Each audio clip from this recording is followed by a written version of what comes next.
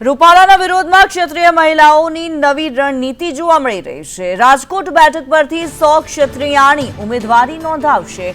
100 જેટલી ઉમેદવારી થાય તો બેલેટ પેપરથી ચૂંટણી કરવી પડે। રાજપૂતો ઇતિહાસ લખતા આવ્યા છે તેવું ક્ષત્રિય મહિલાઓનું કહેવું છે। આ રીતે ચૂંટણીમાં નામાંકન ભરી ઇતિહાસ રચીશું તેવું તૃપ્તિબા રાઓલ દ્વારા નિવેદન આપવામાં આવ્યું છે।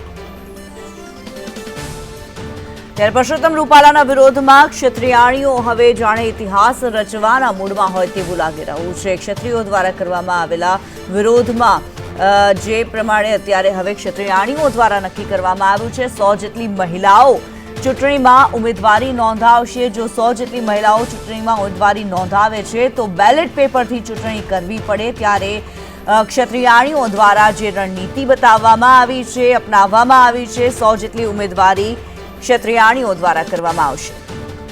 હિરેન રાવલ વધુ વિગતો જણાવી રહ્યા છે। હિરેન, જે પ્રમાણે ક્ષત્રિય સમાજનો વિરોધ જોવા મળી રહ્યો છે રૂપાલાને લઈને, હવે એક નવી જ રણનીતિ સામે આવી રહી છે 100 ઉમેદવારીની, તેને લઈને શું માહિતી? ક્ષત્રિય મહિલા આગેવાન તૃપ્તિબા રાઓલ દ્વારા આ જાહેરાત કરવામાં આવી છે કે પરસોત્તમ રૂપાલા સામે હવે ક્ષત્રિયાણીઓ એટલે કે મહિલાઓ મેદાને ઉતરશે અને એક બે નહીં પરંતુ 100 જેટલી મહિલા ક્ષત્રિયાણીઓ છે તે પોતાની ઉમેદવારી નોંધાવશે અને આ 100 જેટલા ઉમેદવારો થવાના કારણે ચૂંટણી પંચે પણ બેલેટ પેપરથી મતદાન ત્યાં કરાવવું પડે એ પ્રકારની સ્થિતિ હોય છે અને આ રણનીતિના ભાગરૂપે અત્યારે હાલ 100 ક્ષત્રિયાણીઓ ઉમેદવારી કરે એ પ્રકારની તૈયારી કરવામાં આવી છે। જોકે અગાઉ પણ અલગ અલગ આંદોલન સમયે આ પ્રકારની જાહેરાતો થઈ હતી, સીધી રીતે કોઈ એની અમલવારી જોવા નહોતી મળી। જી ધન્યવાદ હિરેન આ માહિતી માટે।